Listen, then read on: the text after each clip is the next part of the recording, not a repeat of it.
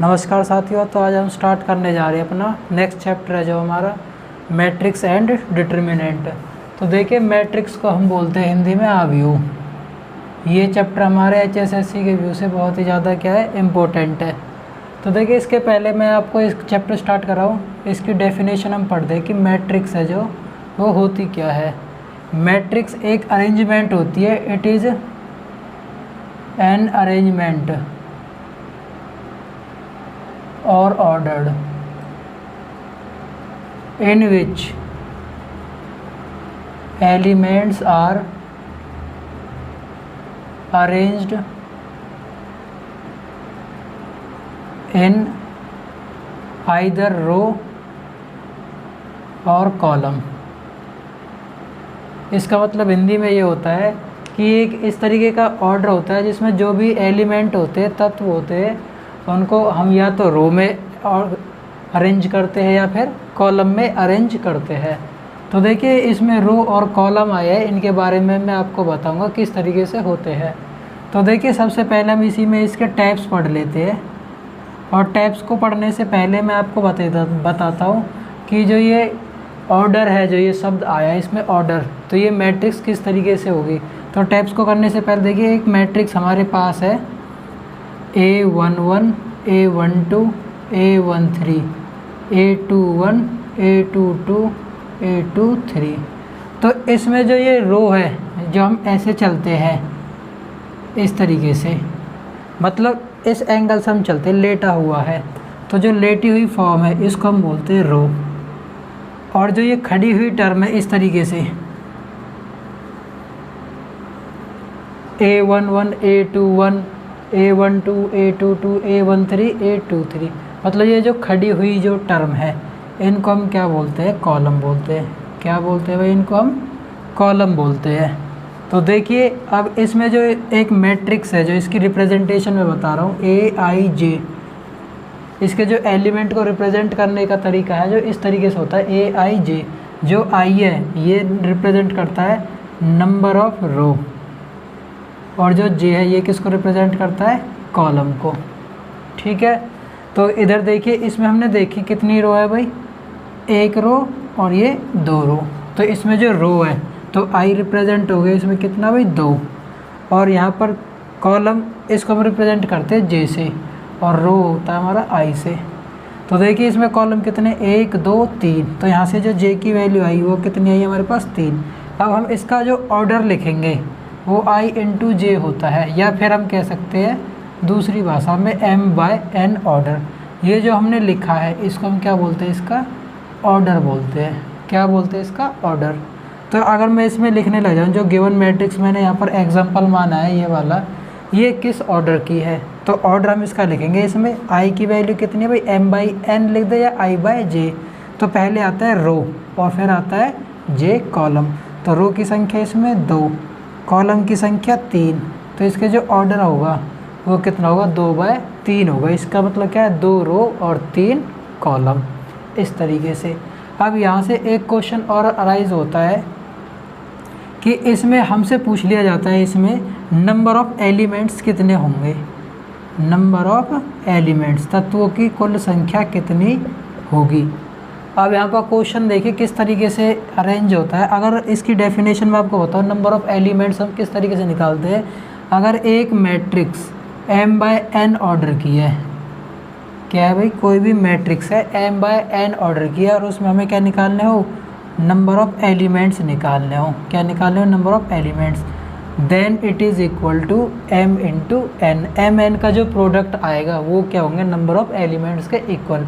Suppose करो मैं यही मैट्रिक्स कंसीडर कर लेता हूँ जिसका ऑर्डर कितना था भाई, हमारे पास 2/3 ऑर्डर था। तो इसमें नंबर ऑफ़ एलिमेंट्स क्या होंगे, यानी कि हम क्या कर लेंगे, प्रोडक्ट कर लेंगे, गुना कर लेंगे। तो 2 की 3 की गुना करी तो नंबर ऑफ़ एलिमेंट्स कितने मिले भाई मुझे, 6। तो ये क्वेश्चन हमारा HSSC में प्रीवियस ईयर के अंदर पूछा हुआ है। और किसके अंदर पूछा हुआ है, MPHW फीमेल के अंदर ये क्वेश्चन पूछा हुआ है कि अगर कोई मैट्रिक्स है 2/3 ऑर्डर की है तो उसमें तत्वों की संख्या क्या होगी। तो 2 × 3 = कितना आ जाएगा, 6 आ जाएगा। तो मैं उम्मीद करता हूँ कि आपको ये समझ में आ रहा होगा। अब देखिए, अब इसके क्या है, मेन टैप्स के बारे में पढ़ते हैं।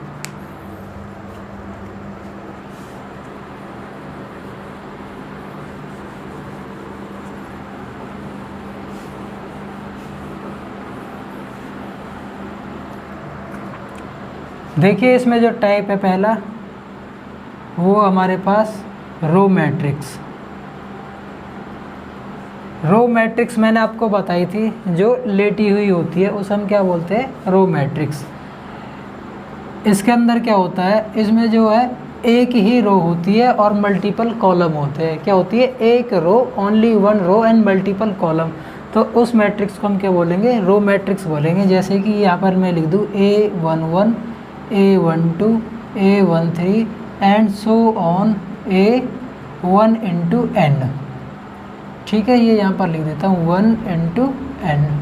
तो हम ऐसे सो ऑन n तक लेके गए, तो ये हमारे पास जो मैट्रिक्स कहलाएगी। इसमें क्या होगी, इसको रो मैट्रिक्स बोलेंगे। इसमें खाली क्या है, एक तो रो है और कॉलम क्या है, इसमें बहुत ज़्यादा है, मल्टीपल है। तो इस तरीके से इसको क्या बोला जाएगा, रो मैट्रिक्स। अब सेकंड हम पढ़ते हैं कॉलम मैट्रिक्स। कॉलम मैट्रिक्स क्या होती है, जिसमें ओनली एक रो हो और क्या हो, मल्टीपल रोज़ हो। मैंने क्या बोला भाई अभी, जिसमें एक कॉलम हो और मल्टीपल रो हो, उसे हम क्या बोलते हैं, कॉलम मैट्रिक्स बोलेंगे। इसको रिप्रेजेंट करने का तरीका होगा, खड़ी हुई मैंने आपको बताया था कॉलम को, A11, B121, C31 and so on, हम ऐसे लेके जाते हैं। या फिर A भी आप मान सकते हो, A21, A31 and so on AM/1। ठीक है, इसमें क्या है, कॉलम एक ही है लेकिन मल्टीपल क्या है, रोज़ है। तो इसको हम क्या बोलेंगे, कॉलम मैट्रिक्स बोला जाएगा। इसके बाद हमारे पास जो है, ये पहले नंबर की थी, दो इम्पोर्टेंट मैट्रिक्स है जो, वो हमारे पास है स्क्वायर मैट्रिक्स। कौन सी है भाई, स्क्वायर मैट्रिक्स। ये बहुत ही इम्पोर्टेंट है, इसकी डेफिनेशन ध्यान रखना। एक मैट्रिक्स को स्क्वायर मैट्रिक्स तब कहा जाता है, कब कहा जाएगा, जब उसमें I इक्वल टू क्या हो, J हो। I इक्वल टू क्या हो, J हो। It means number of rows. I का रिप्रेजेंट किसको करता है, number of rows, equal to हो किसके भाई, नंबर ऑफ कॉलम्स के। उस मैट्रिक्स को हम क्या बोलेंगे, स्क्वायर मैट्रिक्स बोलेंगे। फॉर एग्जांपल अगर मैं लेता हूँ यहाँ पर, सपोज़ करो A11, A12, A13, A21, A22, A23, A31, A32, A33। तो मैंने क्या बोला, जिसमें number of rows equal to हो नंबर ऑफ़ कॉलम्स के। I इक्वल टू J या फिर हम M equal to N। Order की बात अगर हम करें, जिसमें number of rows equal to किसके हो, नंबर ऑफ़ कॉलम्स के। तो इसमें देखिए हमने भाई, रो कितनी है इसमें, 1 2 3, तो 3 तो रो होगी। कॉलम कितने हो गए, इसमें खड़ी हुई रेखा है 1 2 3, 3 ही हो गए। तो इसका जो ऑर्डर आया वो कितना है, 3/3 ऑर्डर हो गया। और I इक्वल टू J भी हो गया भाई, इसमें 3 ही रो और 3 ही कॉलम है।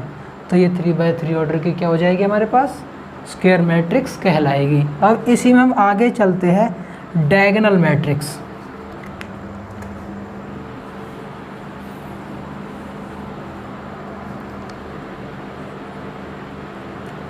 डायगोनल मैट्रिक्स क्या होती है, डायगोनल मैट्रिक्स क्या होती है, एक स्क्वायर मैट्रिक्स ही होती है हमारे पास। डायगोनल मैट्रिक्स को सबसे पहले हम क्या बोलेंगे, स्क्वायर मैट्रिक्स बोलेंगे। और इसके अंदर क्या होता है, ऑल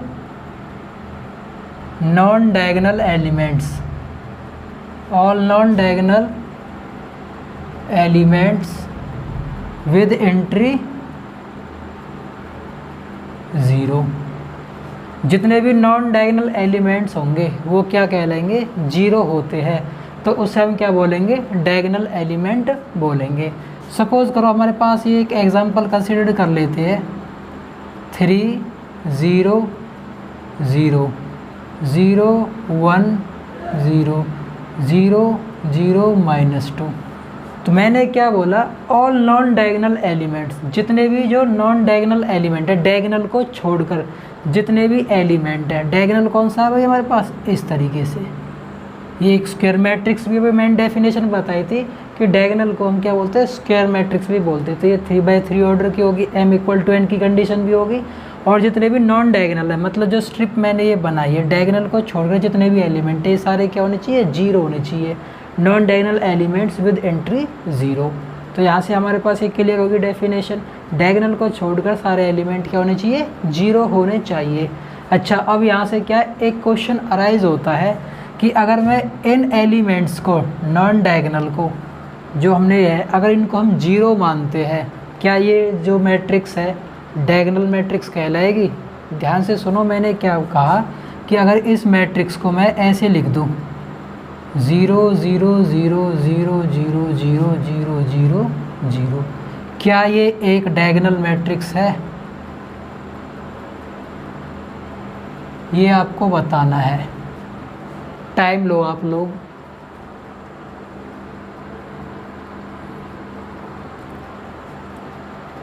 तो आप में से कुछ लोग आंसर दे रहे होंगे कि ये डायगोनल मैट्रिक्स नहीं है, ये तो नल मैट्रिक्स है। कुछ लोग आंसर दे रहे होंगे या सोच रहे होंगे कि हाँ ये डायगोनल मैट्रिक्स है।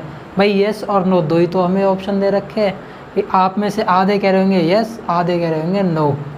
तो इसका मैं आंसर आपको बता देता हूँ। इसको हम क्या कहेंगे, येस कहेंगे कि ये एक डायगोनल मैट्रिक्स है।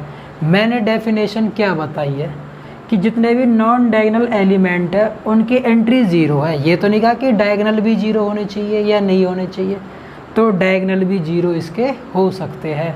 तो इसलिए इसको हम क्या बोलेंगे, डायगोनल मैट्रिक्स बोलेंगे। अब इसके बाद इसमें हम नेक्स्ट आते हैं जो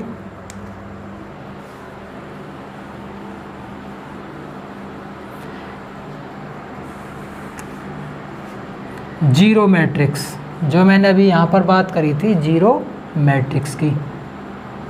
तो जीरो मैट्रिक्स क्या होती है, जिसके सारे के सारे एलिमेंट्स क्या हो भाई, 0 हो, तो उसे हम क्या बोलते हैं, जीरो मैट्रिक्स बोलते हैं। या फिर इसको हम क्या बोलते हैं, नल मैट्रिक्स भी इसको बोल सकते हैं।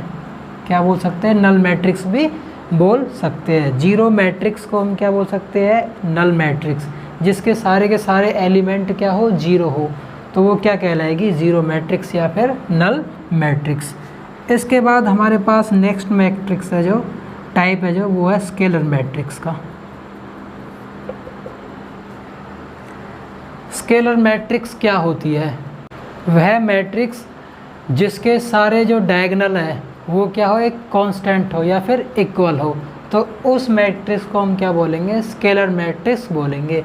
और जो स्केलर मैट्रिक्स है इसको हम डायगोनल मैट्रिक्स भी बोल सकते हैं। ठीक है, तो यहाँ से इसकी डेफिनेशन दोबारा से हम अगर रीअरेंज करते हैं, दोबारा से फॉर्मेशन करते हैं, तो scalar matrix is a diagonal matrix in which the diagonal is constant या इक्वल, तो उसे हम क्या बोलेंगे, स्केलर मैट्रिक्स बोलेंगे। फॉर एग्जांपल मैं यहाँ पर बता देता हूँ, ये मैंने कांस्टेंट के ले लिए इनके डायगोनल, बाकी के एलिमेंट्स क्या ले लिए भाई मैंने, 0 0 ले लिए।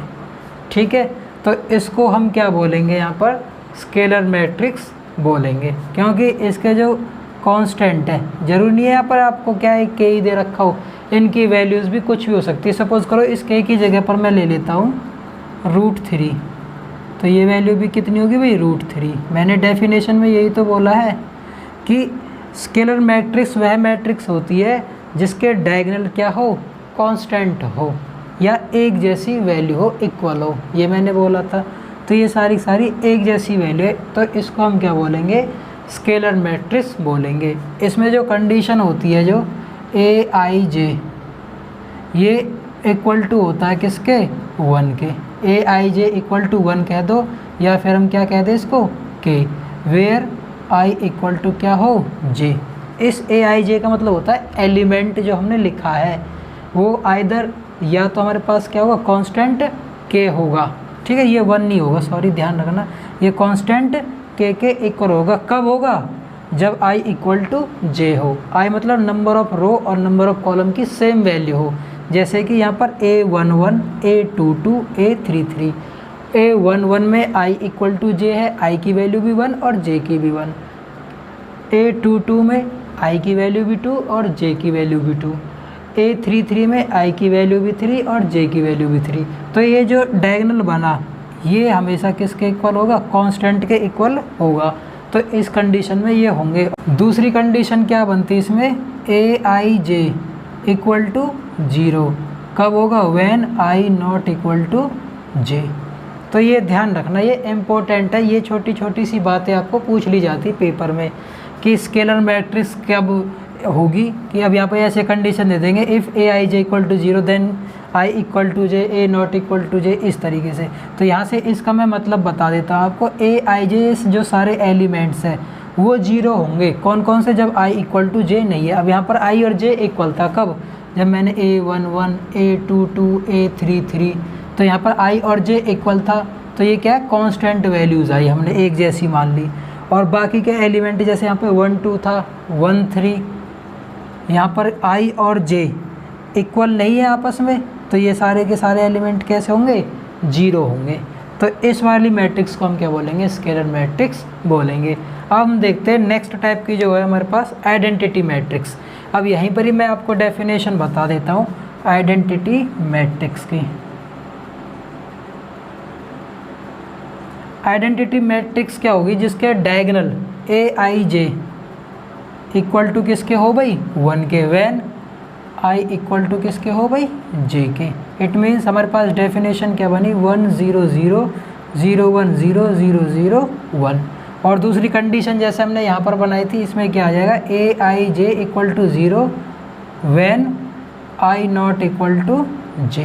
दूसरी कंडीशन ये बनती है इसमें, Aij equal to 1 I equal to J हो, Aij equal to 0 when I not equal to J। तो जो डायगोनल जो होंगे वो हमेशा क्या हो भाई, 1 के इक्वल हो, I इक्वल टू क्या, J A11 A22 A33, इस तरीके से। तो इस टाइप की कंडीशन की जो मैट्रिक्स बनेगी इसको हम क्या बोलते हैं, आइडेंटिटी मैट्रिक्स। इसके बाद हम नेक्स्ट पढ़ते हैं इक्वल मैट्रिक्स क्या होती है।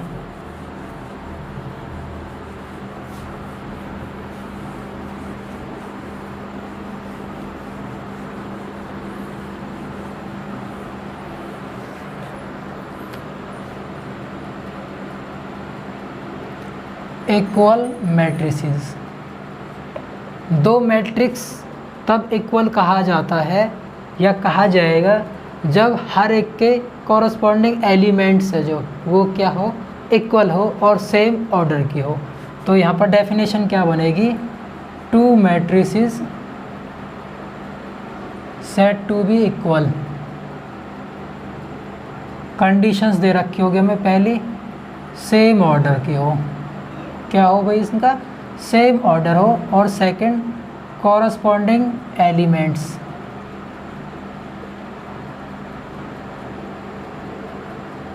शुड बी सेम, या फिर क्या कहते हैं इनको, इक्वल हो, एक जैसे हो।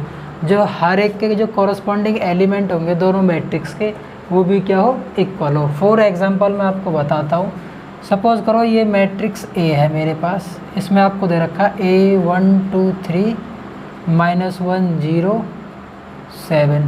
B मैट्रिक्स मुझे दे रखी है यहाँ पर 1 x 3 -1 y 7।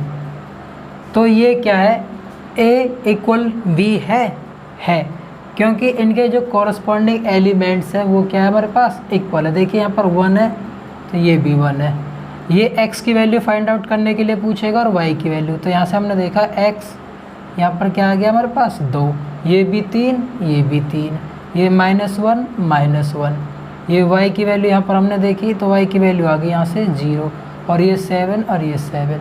तो ये क्या हो गया हमारे पास, इक्वल मैट्रिक्स होंगे। इनका ऑर्डर जब हम लिखते हैं 2 रो और 3 कॉलम है तो 2/3 2/3।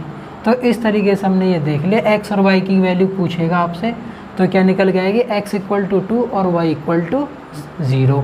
अब मैं आपको एक क्वेश्चन देता हूँ, डेफिनेशन पे थोड़ा ध्यान दिया करो। नेक्स्ट क्वेश्चन देखिए हमारे पास है जो हमें दे रखा है इफ़ a इक्वल टू हमें दे रखा है 3 5 6 9 and b 3 x 6 8।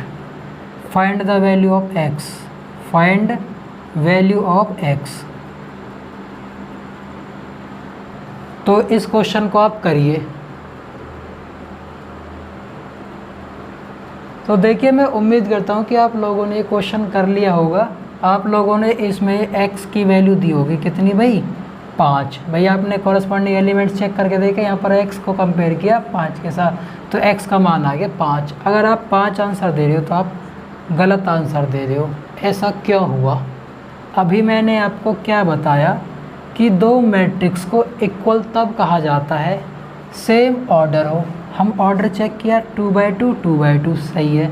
Corresponding element should be same. क्या आपने एलिमेंट को सेम करके देखा कि ये सेल एलिमेंट है जो इस मैट्रिक्स के वो सेम है? नहीं है। आपने बस देखा यहाँ पर भाई ये 3 ये 3 है, ये 6 है 6 है, x का 5 के साथ रख के वैल्यू निकाल दी जल्दबाजी में। ये आपने गलत किया। आपने इस एलिमेंट को तो कंपेयर ही नहीं किया। ये यहाँ पर 9 दे रखा है, ये 8 दे रखा है, ये इक्वल हो सकते कभी नहीं हो सकते। तो ए मैट्रिक्स बी मैट्रिक्स आपस में इक्वल कैसे हो जाएंगे? और आपने x का मान 5 कैसे निकाल दिया? ये गलत है। तो इसमें क्या आ जाएगा, does not exist, does not exist, ये आंसर निकल के आ जाएगा। या फिर हम कह सकते हैं सिंपली भाषा में नो सॉल्यूशन, कोई इसका हल नहीं होगा, क्योंकि ए इक्वल बी मैट्रिक्स तो ये है ही नहीं, इस वजह से। तो मैं उम्मीद करता हूँ कि इक्वल मैट्रिक्स वाला कंसेप्ट आपको समझ में आया होगा। अब देखते हैं हम नेक्स्ट ट्रायंगुलर मैट्रिक्स के बारे में।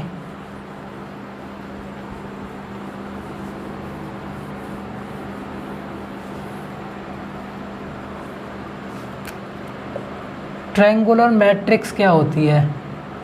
वह मैट्रिक्स जिसमें अपर ट्रायंगुलर और लोअर ट्रायंगुलर दोनों मिलकर फॉर्मेशन होती है, तो उसको हम क्या बोलेंगे, ट्रायंगुलर मैट्रिक्स बोलेंगे। जिसमें अपर ट्रायंगुलर मैट्रिक्स और प्लस में लोअर ट्रायंगुलर मैट्रिक्स दोनों से मिलकर बनी हो।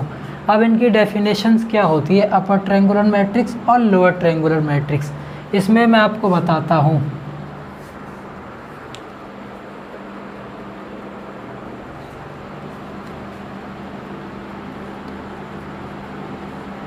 अपर ट्रायंगुलर मैट्रिक्स क्या कहलाएगी? ए matrix with all lower diagonal elements be 0। वह मैट्रिक्स जिसके जो लोअर डायगोनल ट्रायंगुलर होंगे जो एलिमेंट्स, वो क्या होंगे, विद एंट्री 0। हर एक की एंट्री क्या होनी चाहिए, 0 होनी चाहिए। जैसे कि मैं इस एग्जांपल के थ्रू आपको बताता हूँ, A11 A12 A13 and so on 1 into n। दूसरी मैंने ली A21 A22 A23 and so on A2 into n and so on. हम ऐसे करते जाते हैं इसको, लास्ट में गए AM into 1 AM into 2 and so on AM by n order की, ये हमने यहाँ पर ले ली है। तो इसके जो ये मैंने रीज़न यहाँ पर जो लिया है इस तरीके से, विद लोअर डायगोनल, डेफिनेशन पे जाओ कि जो लोअर डायगोनल है उससे नीचे के जो भी होंगे विद लोअर डायगोनल, मतलब ये जो वाली वैल्यूज़ होंगी ये शुड भी क्या होनी चाहिए भाई, 0 0 0। यहाँ पर जो मैंने लिखा है, और एक ये वाला एलिमेंट भी क्या होगा, 0। तो ये सारे एलिमेंट क्या होने चाहिए, 0। हम ये भी कह सकते हैं कि ये वाले जो एलिमेंट्स हैं ये भी क्या होंगे भाई, 0 होंगे। तो इस वाली टाइप की मैट्रिक्स को क्या कहा जाएगा, अपर ट्रायंगुलर मैट्रिक्स। या फिर मैं इसको शेडेड रीजन कर देता हूँ ऐसे, तो इस ट्रायंगल से नीचे नीचे का जो पोर्शन होगा ये सारा क्या होगा, अपर ट्रायंगुलर मैट्रिक्स। यहीं से हम क्या है, लोअर ट्रायंगुलर मैट्रिक्स की भी डेफिनेशन निकाल लेते हैं। जस्ट इसका क्या कर देंगे, उल्टा कर देंगे। A matrix with all upper diagonal element should भी क्या होनी चाहिए, 0। A matrix with all upper diagonal triangular elements be 0। हर एक एलिमेंट की जो एंट्री है अपर ट्रायंगुलर में वो क्या होगी, 0 होनी चाहिए। तो उसे हम क्या बोलेंगे, लोअर ट्रायंगुलर मैट्रिक्स।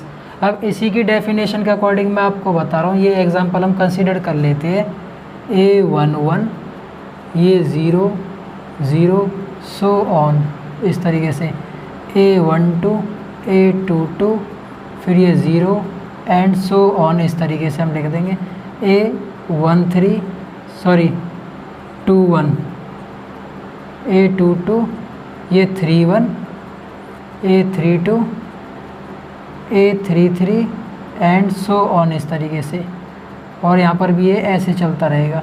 तो इस डायगोनल के ऊपर की जो मैट्रिक्स बनेंगी ये सारे एलिमेंट क्या होने चाहिए, 0 होने चाहिए। तो उसे हम क्या बोलेंगे, लोअर ट्रायंगुलर मैट्रिक्स। ये जो ट्रायंगल बना है ऐसे इस तरीके से, ये इस तरीके से जो बन रहा है ये पोर्शन, इसको हम क्या बोलेंगे, लोअर ट्रायंगुलर मैट्रिक्स। तो ये जो डेफिनेशंस थी मैंने आपको बता दी है। इसके बाद हम देखते हैं कुछ और अनदर डेफिनेशंस। देखिए, जब भी हम मैट्रिसेस पढ़ते हैं तो इसमें एक वर्ड आता है ट्रेसिंग। ट्रेसिंग होता क्या है, ट्रेसिंग होता है it is the sum of all diagonal elements. जितनी भी डायगोनल के एलिमेंट आपको गिवन है, अगर हम उन सब का सम कर दें तो वो क्या कहलाता है, ट्रेसिंग कहलाता है। सपोज करो मैंने एक मैट्रिक्स ली 1 2 3 2 -1 4 -5 4 और यहाँ पर ले लिया भाई मैंने 7, ठीक है। और इधर और एलिमेंट लिख लेता हूँ मैं 0 -3 -2। और आपसे क्वेश्चन में पूछता है ट्रेस द मैट्रिक्स ए, और आपको कुछ ऑप्शंस दे देगा जो इनका आंसर होगा। तो देखिए, सबसे पहले मैं आपको बता देता हूँ ट्रेसिंग का। मैंने आपको बताया था कि जितनी भी संख्या जो डायगोनल हमें दे रखे हैं उनका सम अगर हम करें।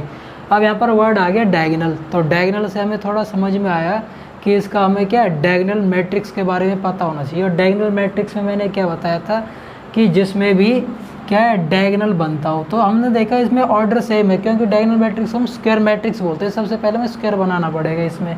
तो मैं आपको ऑप्शन देता हूँ कि इसकी वैल्यू 0 होगी, ठीक है भाई। या फिर मैं खाली किसके ऑप्शन दे रहा हूँ, इस क्वेश्चन के ऑप्शन नहीं दे रहा मैं आपको इसके डायगोनल एलिमेंट्स के लिए पूछ रहा हूँ। इसमें एक भी मतलब डायगोनल एलिमेंट नहीं है, तो ये 0 की जगह पर लिख देता हूँ, नो डायगोनल एलिमेंट। या फिर इसके डायगोनल एलिमेंट जो होंगे वो होंगे 1 -1 7 -2, या फिर 1 -1 या 4 या नन ऑफ दीज, ठीक है, इस तरीके से। तो इसमें से आप कुछ लोग आंसर दे दोगे कि इसमें तो डायगोनल एलिमेंट है ही नहीं, क्योंकि सेम ऑर्डर इसमें है नहीं भाई। इसमें कितना है इसका ऑर्डर, 3 रो और 4 कॉलम। तो डायगोनल एलिमेंट्स में मैंने क्या बताया था आप लोगों को कि जो AIJ है सारे के सारे एंट्रीज़ है जो डायगोनल को छोड़ के वो क्या होनी चाहिए, 0।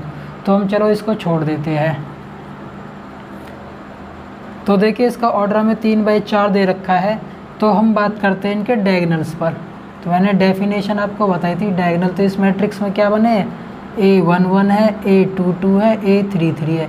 इसमें A44 हमें दे रखा है, ये एलिमेंट नहीं दे रखा, क्योंकि 3/4 ऑर्डर तो इसका है, लेकिन 4 एलिमेंट है नहीं। तो हमें खाली क्या करना है, इसके ट्रेस करके जब हम लिखते हैं तो नंबर ऑफ़ एलिमेंट्स जो इसमें निकल के आए डायगोनल, वो क्या बनेंगे, 1 -1 और 7, जो कि इनमें से कोई भी ऑप्शन हमें नहीं दे रखा था। तो नो डायगोनल एलिमेंट्स, तो इसका आंसर है ही नहीं, ये गलत है बाकी का ऑप्शन। तो ये सही हो जाएगा। और सही आंसर अगर दिया होता तो वो क्या लिखा जाता, 1 -1 और 7। तो देखिए, अब इसके अगर हम करते हैं क्वेश्चन के अकॉर्डिंग ट्रेस की वैल्यू जो पूछी थी, तो ट्रेस में जो निकल कर आया, मैंने डेफिनेशन बताई थी सम ऑफ ऑल डायगोनल। तो सम कर देंगे 1 -1 और प्लस में 7, तो वैल्यू आएगी 1 से 1 कट गया, तो सम की वैल्यू आ जाएगी इसकी कितनी भाई, 7 निकल कर आ जाएगी। तो ये हमारी कुछ बेसिक बातें थी मैट्रिसेस के बारे में, वो हमने कंप्लीट कर ली है। अब इनकी कुछ प्रॉपर्टीज़ होती है मैट्रिसेस डिटर्मिनेंट के, वो मैं दोनों कंबाइन लेके चल रहा हूँ, वो मैं आपको क्या डेफिनेशंस के थ्रू बताता हूँ। देखिए प्रॉपर्टीज़ करने से पहले मैं आपको क्या इनके बारे जो ऑपरेशंस होते हैं एडिशन और सब्ट्रैक्शन या मल्टीप्लिकेशन है जो मैट्रिसेस की, वो हम कैसे करते हैं उनके बारे में थोड़ी जानकारी लेते हैं। तो सबसे पहले हम पढ़ते हैं addition of matrices. Addition of matrices, तो जो दो हमें मैट्रिक्स दे रखे होंगे उनका जोड़ हम कैसे करते हैं। तो सबसे पहले इनकी जो कंडीशन है वो क्या है, उनका सेम और क्या है ऑर्डर होना चाहिए। सबसे पहले जो मोस्ट इम्पोर्टेंट कंडीशन है सेम ऑर्डर होना चाहिए, तभी वो मैट्रिसेस क्या है ऐड हो पाएंगी, अदरवाइज नहीं हो पाएंगी। तो देखिए एक एग्जांपल हम लेते हैं। सपोज करो एक मैट्रिक्स हमें दे रखी है 1 2 -1 3 -5 7, ये ए मैट्रिक्स दे रखी है, और बी मैट्रिक्स हमें दे रखी है 3 4 9 -4 7 और ये -8, और आपसे पूछता है ए प्लस बी मतलब क्या है, प्लस का मतलब क्या है सम या एडिशन, तो इनका हमें ऐड करना है। तो क्या करेंगे, इनके हर एक कॉरस्पॉन्डिंग एलिमेंट को कॉरस्पॉन्डिंग एलिमेंट में ही क्या है ऐड करेंगे। तो दूसरी कंडीशन यहाँ पर हो जाएगी ऐड या sum corresponding element of A into B. ठीक है, हर एक कॉरस्पॉन्डिंग एलिमेंट ए को हम बी में क्या करेंगे ऐड करेंगे। तो देखिए एक को हम क्या इस 3 के साथ ऐड करेंगे, इसका 1 1 बी 1 1 के साथ, तो 1 + 3, इसका 2 + 4 दूसरे के साथ, तीसरे को तीसरे एलिमेंट के साथ, 2 1 को 2 1 के साथ, -5 को 7 के साथ और 7 को 8 के साथ। तो हमारे पास जो फाइनल आंसर निकल कर आया वो कितना है, 3 और 1 4, 2 और 4 6, 9 - 1 8, 3 - 4 -1, ये 2 और ये -1, ये हमारे पास क्या आ जाएगा फाइनल रिजल्ट निकल कर आ जाएगा। इस तरीके से हम क्या एडिशन करते हैं, सेम हम सब्ट्रैक्शन के केस में कर देंगे। ठीक है, अब देखिए हम पढ़ते हैं मल्टीप्लिकेशन के बारे में। तो मल्टीप्लिकेशन क्या होती है, मल्टीप्लिकेशन ऑफ मैट्रिसेस, ये बहुत ही इम्पोर्टेंट है भाई। इसमें अक्सर क्या है क्वेश्चन पूछा जाता है और क्वेश्चन आया भी हुआ है हमारे HSSC के अंदर। तो देखिए मल्टीप्लिकेशन वो डिपेंड करती है, एक मैट्रिक्स आपकी m/n ऑर्डर की और दूसरी मैट्रिक्स है जो वो आपकी n/p ऑर्डर की। तो जो AB होगा वो क्या हो जाएगा आपके पास m/p ऑर्डर का होगा। किसके होगा, m/p ऑर्डर का होगा। इसमें ध्यान रखना पहले वाले की तो कॉलम और दूसरे वाले की रो ये हमेशा क्या होने चाहिए, इक्वल होने चाहिए। एक एग्जांपल लेके मैं आपको बताता हूँ जो क्वेश्चन पूछा हुआ है HSSC के अंदर कि अगर एक मैट्रिक्स में अगर ए मैट्रिक्स जिसका हमें ऑर्डर दे रखा है कितना भाई 3/5 ऑर्डर की है, और एक बी मैट्रिक्स हमें दे रखी है जिसका ऑर्डर हमें दे रखा है 5/4 ऑर्डर का। तो कह रहा है जो ए बी का जो ऑर्डर होगा मैट्रिक्स का वो क्या होगा, इस तरीके से हमें क्वेश्चन पूछा हुआ है। तो मैंने अभी आपको बताया क्या था कि पहले वाले मैट्रिक्स की तो कॉलम और दूसरे वाले की रो ये हमेशा इक्वल होने चाहिए। तो 3 × 5 5 × 4, तो ये वाले इक्वल है दोनों के, n = n, तो ये m/n हमने देखा, ये n/p कंपेयर किया, m/p आना चाहिए। पहले तो कंडीशन होनी चाहिए कि n = n, 5 और 5 आपस में बराबर, ठीक है।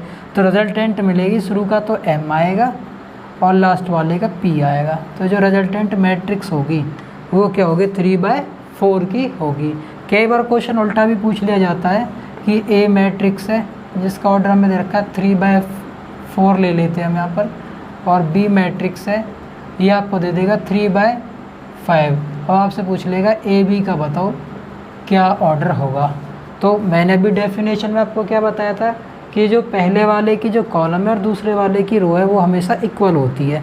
यहाँ पर इक्वल है, ये नहीं है, तो ये क्या है नॉट एग्जिस्ट, ये एग्जिस्ट ही नहीं करेगी। तो इस तरीके से हम क्या आंसर दे पाएंगे।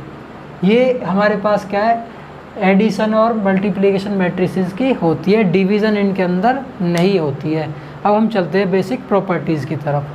देखिए मल्टीप्लिकेशन ऑफ मैट्रिसेस जो हमने पढ़ी थी, इसके अंदर जो प्रॉपर्टीज़ है वो इनकी क्या होती है, तो जो A क्रॉस B हम निकालते हैं वो हमेशा इक्वल नहीं होगा किसके भाई, B क्रॉस A के। ये पहली प्रॉपर्टी होती है। दूसरी प्रॉपर्टी होती है हमारे पास एसोसिएटिविटी की। इसमें कौन सी होती है भाई, एसोसिएटिविटी की, जिसमें हमारे पास होता है A cross B cross C equal to होता है A cross B cross C की। तीसरी हमारे पास यूनिवर्सल लॉ होता है इसका, अगर A मैट्रिक्स m/n की ऑर्डर की है और इसको गुना किया जाता है नल मैट्रिक्स के जिसका ऑर्डर n/n है, सॉरी n/s मान लेते हैं, तो ये जो रिजल्ट देगा वो नल मैट्रिक्स देगा और इसका जो ऑर्डर होगा सेम यहाँ पर ये कर लेंगे हम, तो m/s ऑर्डर का ये होगा नल मैट्रिक्स।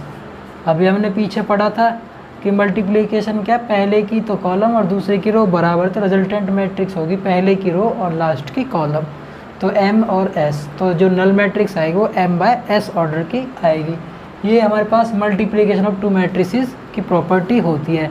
इसके बाद हमारे पास जो नेक्स्ट टॉपिक आता है वो है transpose of A matrix. Transpose of A matrix, तो ट्रांसपोज ऑफ ए मैट्रिक्स क्या होता है, जो लेटे हुए एलिमेंट्स है, सिंपली भाषा में अगर हम कहें जो लेटे हुए एलिमेंट्स है उनको अगर हम खड़ा कर दें और जो खड़े हुए एलिमेंट्स हैं उनको हम क्या है भाई लेटा दें, तो वो क्या कहलाए जाएंगे, ट्रांसपोज एलिमेंट कहलाए जाएंगे, मैट्रिक्स कहलाई जाएगी। जो हमने क्या चेंज किया, जो खड़े थे उनको हमने लेटा दिया और जो लेटे हुए थे वो एलिमेंट्स वो हमने खड़े किए।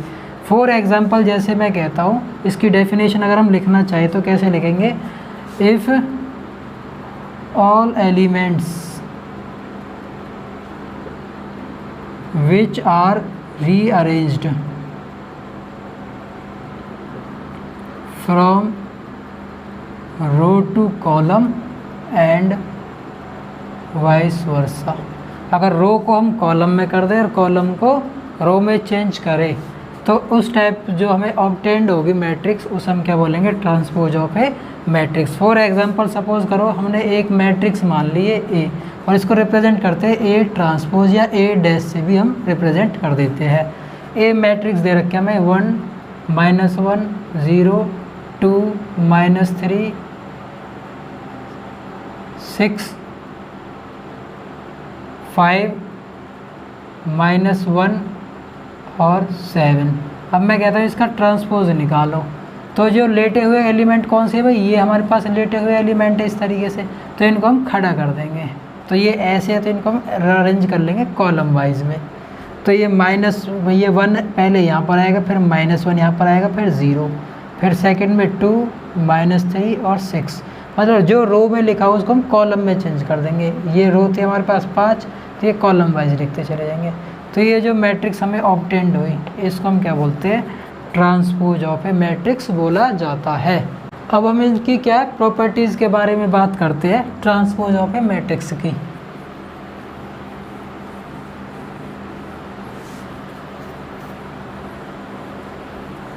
तो देखिए हमारे पास कुछ इंपॉर्टेंट प्रॉपर्टीज़ है जो ट्रांसपोज ऑफ ए मैट्रिक्स की जो प्रॉपर्टीज़ है वो हम पढ़ रहे हैं।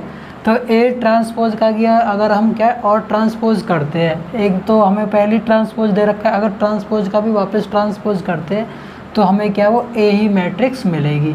अगर ए और बी हमें 2 मैट्रिक्स दे रखे हैं और उनका पूरा का ट्रांसपोज अगर हम करते हैं तो प्लस या माइनस के केस में क्या हो जाएंगे, ए का ट्रांसपोज प्लस माइनस बी का ट्रांसपोज। इनका एग्जांपल लेके भी मैं आपको एक्सप्लेन करते हुए चलूँगा अभी। और हमें कुछ कांस्टेंट मल्टीपल में दे रखा है ए का मैट्रिक्स के साथ और पूरे का ट्रांसपोज है, तो क्या हो जाएगा ए का होल ट्रांसपोज हम उसको लिख सकते हैं।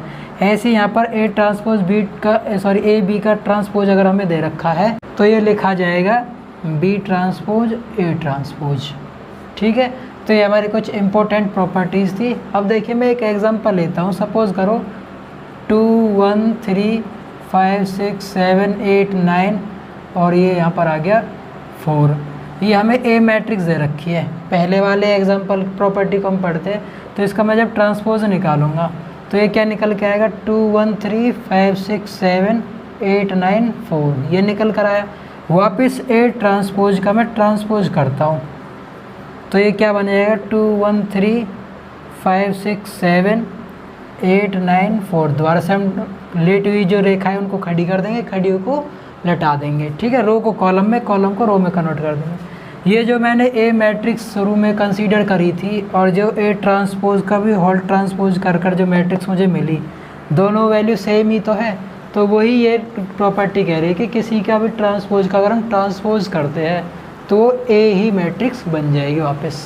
दूसरी प्रॉपर्टी क्या कहती है, ए मैट्रिक्स मैंने मान ली और बी मैट्रिक्स है, उनका उन दोनों का ट्रांसपोज हम करते हैं तो ए का ट्रांसपोज और बी के ट्रांसपोज को जोड़ने पे जो मैट्रिक्स बनेगी वो इनके आपस में क्या होगी, इक्वल होंगी। तो इसका भी मैं एग्जांपल लेके आपको बता देता हूँ।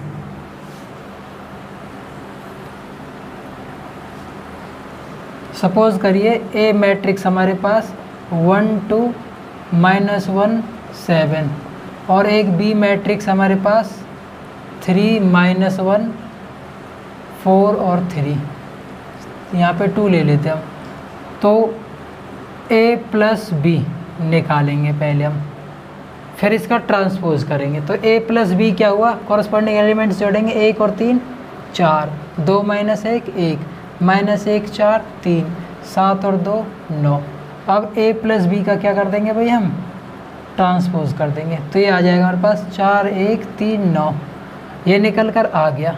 अब हम क्या करते हैं, ए का ट्रांसपोज और बी का ट्रांसपोज अलग अलग से निकाल लेते हैं। तो ए ट्रांसपोज आया हमारे पास 1 2 -1 और 7 और बी का ट्रांसपोज आया हमारे पास 4 1 हमें 3 1 दे रखा था, 3 -1 4 और 2। अब इन दोनों को हम ऐड कर लेते हैं, ए ट्रांसपोज बी ट्रांसपोज, दोनों को ऐड किया 1 और 3 4 -1 और 4 3 2 और 1 1 7 और 2 9। तो देखिए ये जो वैल्यू थी और ये जो वैल्यू निकल कर आई, क्या ये इक्वल है, 4 3 1 9 4 3 1 9। तो ये वाली भी क्या है, ट्रू है। तो इस तरीके से हम क्या अपने खुद कंसीडर करके निकालते हुए कर लेंगे। तो मैं उम्मीद करता हूँ कि आपको क्या है प्रॉपर्टीज़ ऑफ ट्रांसपोज है ये ध्यान रख लेनी है और ये सबसे ज़्यादा इम्पोर्टेंट है। इसका जो थर्ड पार्ट है कई बार हमारे क्या है CDS NDA के जो पेपर है उसमें पूछी हुई है, तो ये थोड़ा ध्यान रखना है इस वाली प्रॉपर्टी का। अब देखते हैं हम नेक्स्ट हमारे टाइप्स की प्रॉपर्टीज़। देखिए जो नेक्स्ट हमारी जो प्रॉपर्टीज़ है वो है मैट्रिक्स के ऊपर ही। जो मैट्रिक्स है वो हमारे पास दो पार्ट से मिलकर बनी होती है, एक सिमेट्रिक मैट्रिक्स और एक सिक्यू सिमेट्रिक मैट्रिक्स। तो यहाँ पर जो मैंने नाम लिए सिमेट्रिक मैट्रिक्स और सिक्यू सिमेट्रिक मैट्रिक्स, ये होती क्या है इनके बारे में मैं बताता हूँ आपको। सिमेट्रिक मैट्रिक्स वह मैट्रिक्स होती है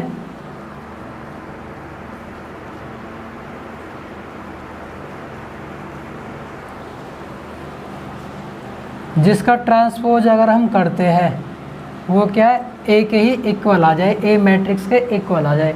सिमेट्रिक मैट्रिक्स किसे बोला जाएगा, A matrix is said to be symmetric अगर हम उसका ट्रांसपोज करते हैं और वापस क्या ए के बराबर ही आ जाए तो मैट्रिक्स क्या कहलाई जाएगी, सिमेट्रिक मैट्रिक्स कहलाई जाएगी।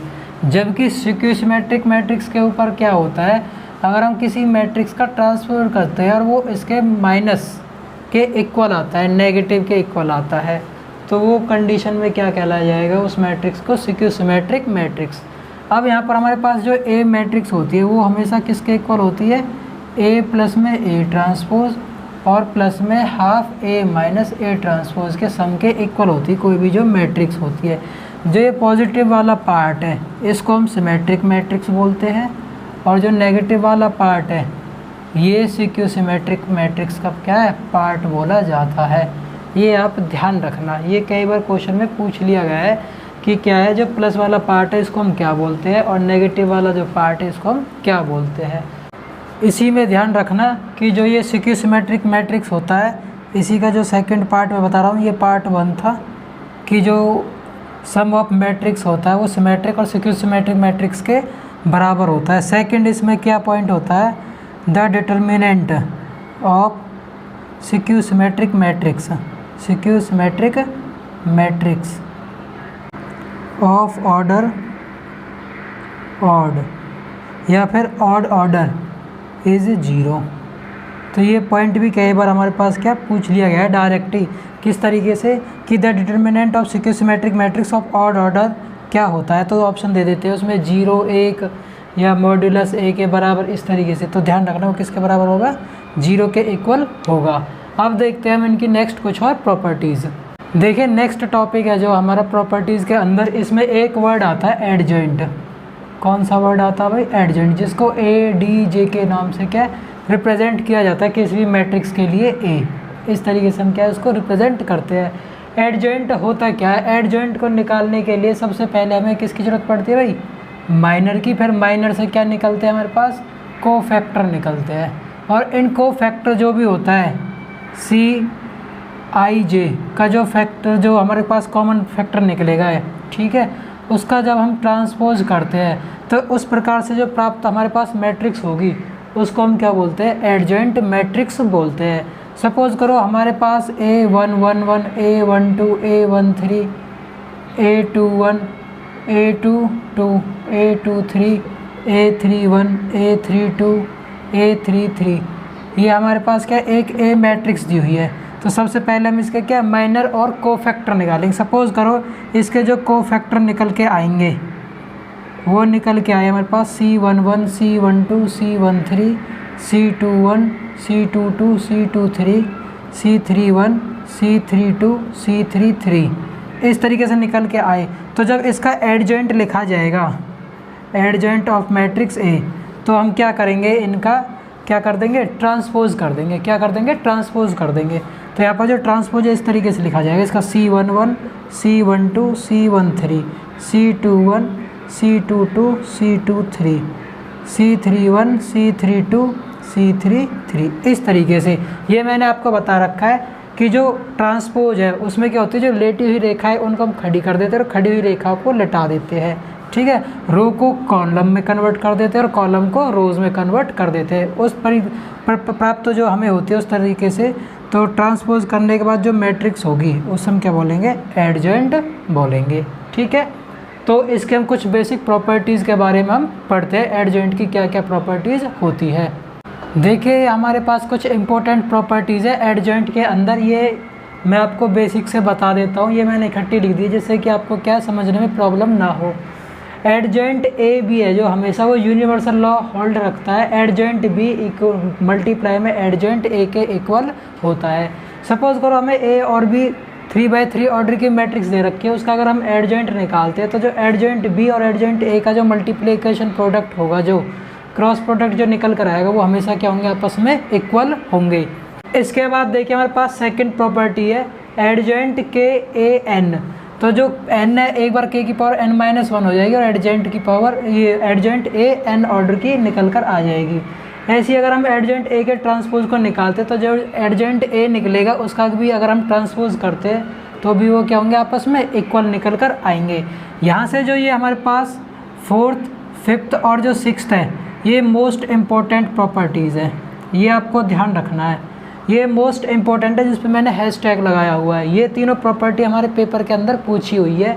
जनरल फार्मूला आ जाता है कि एडजॉइंट A है जो इनमें से किसके इक्वल होगा, ठीक है। एडजॉइंट A की जो वैल्यू है वो किसके इक्वल होती है, एडजॉइंट का मॉड्यूलस किसके इक्वल होता है। तो देखिए एडजॉइंट A है वो मॉड्यूलस हो गया, जो A है, A क्या है हमारे पास, डिटर्मिनेंट की पावर n-1 के इक्वल होगा, मॉड्यूलस नहीं होगा। यहाँ पर क्या निकालेंगे अब, डिटर्मिनेंट की वैल्यू। अब देखिए यहाँ पर डिटर्मिनेंट की जो वैल्यू है, जो ये इसको हम कैसे निकालते हैं। सपोज करो हमारे पास एक मैट्रिक्स दे रखी है 1 2 3 4, तो इसका जब हम डिटर्मिनेंट वैल्यू निकालते हैं तो क्या करते हैं, इसकी क्रॉस मल्टीप्लाई, 1 की 4 से करी 4 और माइनस कर देते हैं इसकी नीचे से ऊपर की मल्टीप्लाई, 3 दूनी 6, तो ये वैल्यू आ गई कितनी है भाई हमारे पास, -2। तो इस तरीके से डिटर्मिनेंट की वैल्यू निकाली जाती है। सेम हमारे पास ये जो प्रॉपर्टी, ये बहुत ही ज़्यादा इंपॉर्टेंट है, 5th नंबर की है, जो एडजॉइंट A है जो वो किसके इक्वल होगा, डिटर्मिनेंट की होल पावर में चला जाएगा n-2 और मल्टीप्लाई में A आ जाएगा। ऐसे ही हमारे पास अगर सेम है ये, अगर इसका हमें क्या निकालने पड़ जाए, डिटर्मिनेंट वैल्यू निकालनी पड़े, तो इसका जो आंसर है वो क्या आएगा, डिटर्मिनेंट A की पावर में n-1 का होल स्क्वायर चला जाएगा। तो ये हमारे पास ध्यान रखना, 4th, 5th और 6th जो इंपॉर्टेंट प्रॉपर्टीज़ है, ये डायरेक्ट पूछी जाती है। इसके बाद हमारे पास जो नेक्स्ट है, हमारा जो नेक्स्ट टॉपिक जो होगा वो होगा इन्वर्स मैट्रिक्स। तो इन्वर्स मैट्रिक्स क्या होता है, उसकी प्रॉपर्टीज़ क्या होती है, उसके बारे में हम सीखते हैं। इन्वर्स ऑफ ए मैट्रिक्स क्या होता है, हमारे पास डेफिनेशन होती है a square matrix of order n is invertible if there exist a square matrix B of the same order. इसका मतलब क्या है, हमारे पास A B equal to I equal to B A होगा। ये कंडीशन आपको ध्यान रखना है। ए बी को जब हम मल्टीप्लाई करते हैं आइडेंटिटी क्या आ जाए, या बी ए को करते हैं आइडेंटिटी, ये तीनों आपस में क्या है, इक्वल हो, तो उस केस में क्या हमारे पास इन्वर्स मैट्रिक्स कहलाएगी। इट मीन्स यहाँ पर मतलब क्या है इसका, ए इन्वर्स इक्वल टू किसके होगा भाई, यहाँ पर बी के इक्वल होगा। यहाँ से कुछ इम्पोर्टेंट नोट्स है, इनको ध्यान रखना। ए इन्वर्स मल्टीप्लाई ए को जब हम करते हैं तो हमारे पास क्या आएगा, ये नोट करके लिख लेना, ये वैल्यूज़ पूछ ली जाती है, डायरेक्ट रिजल्ट है जो ए इन्वर्स क्रॉस ए जो होगा वो हमेशा किसके इक्वल होता है, आइडेंटिटी के इक्वल होता है। दूसरी कंडीशन क्या है इसमें, जो ए इन्वर्स है उसको हम क्या लिख सकते हैं, 1 में ए का डिटर्मिनेंट निकाल के और क्रॉस मल्टीप्लाई कर देंगे adjoint A, when A is non singular, when A is non singular matrix. ये सारी टर्म्स क्या होती है, नॉन सिंगुलर मैट्रिक्स वगैरह, ये सारे आगे क्या है एग्जांपल लेके मैं आपको क्या एक्सप्लेन करूँगा। यहाँ पे कंडीशन ध्यान रख लेना, जो है डिटर्मिनेंट ए की जो वैल्यू है वो क्या है, नॉट इक्वल टू 0 हो। अब देखिए इसके बाद हम इसकी प्रॉपर्टीज़ पढ़ते हैं। ये हमारे पास प्रॉपर्टीज़ होती है इन्वर्स ऑफ मैट्रिक्स की। ए बी का इन्वर्स है जो बी इन्वर्स ए इन्वर्स के इक्वल होता है। ए ट्रांसपोज का अगर इन्वर्स करते हैं तो ए इन्वर्स का ट्रांसपोज भी जब हम करेंगे तो वो भी हमें क्या मिलेंगे, सेम ही मिलेंगे।